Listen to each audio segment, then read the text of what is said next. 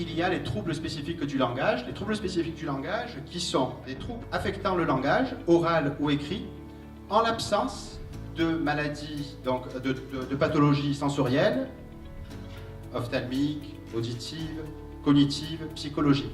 C'est la fonction langage, oral ou écrit, qui est affectée dans ces situations-là.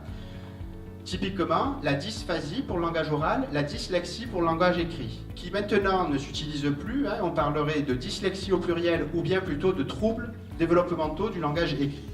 Alors, typiquement, les questions que tout acteur doit se poser en liminaire devant cette suspicion de troubles chez l'enfant, parents, soignants, enseignants, avant d'aller directement à des discours alarmistes, est-ce que la deuxième langue est un facteur déclenchant dans le trouble ou un facteur aggravant? Et quelle est l'influence, si trouble il y a, du trouble sur la compétence dans chaque langue ou l'influence du bilinguisme sur le trouble? Le bégaiement qui est un vrai handicap social, qui ne fait pas toujours l'objet de consultation, qui d'ailleurs n'est pas spécifiquement, qui n'est pas toujours une pathologie du langage, souvent une pathologie liée à une pathologie psychiatrique, éventuellement neurologique. Il y a beaucoup d'étiologies. C'est très très polymorphe les bégaiements. Il y a ceux de début de phrase, de milieu de phrase, il y a ceux qui, accompagnés de stéréotypies, il y a ceux qui consistent à répéter une même syllabe.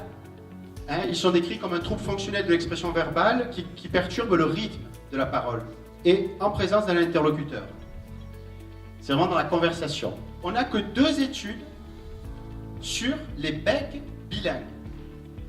Les 2 confirment qu'il y a plus de bègues parmi les bilingues que parmi les monolingues. Mais le mécanisme n'est pas encore élucidé.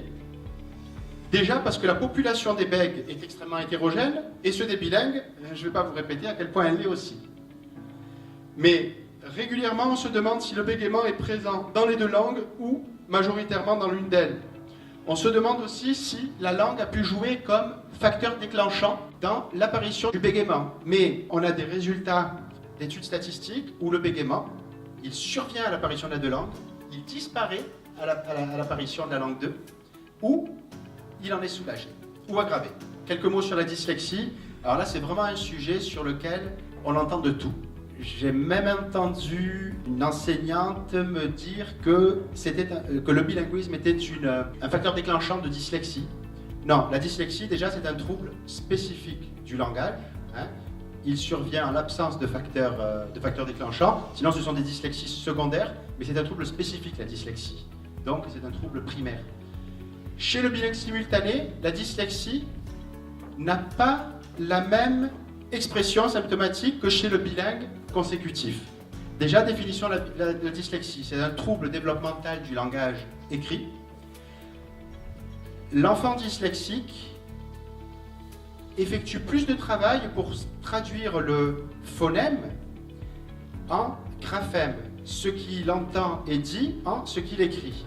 La manifestation symptomatique, ça va être une mauvaise écriture, une mauvaise calligraphie, une dysorthographie, mais parfois avec ou sans dysorthographie, un défaut d'orthographe, une fatigue à l'exercice physique, moins de plaisir au travail en conséquence, et une lenteur.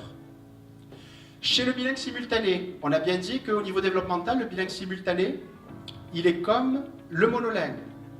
Eh bien, dans les 2 langues, ces symptômes pour la lecture et pour l'écriture seront les mêmes. C'est-à-dire que s'il est dyslexique, entre guillemets, il sera autant dyslexique pour une langue que pour l'autre.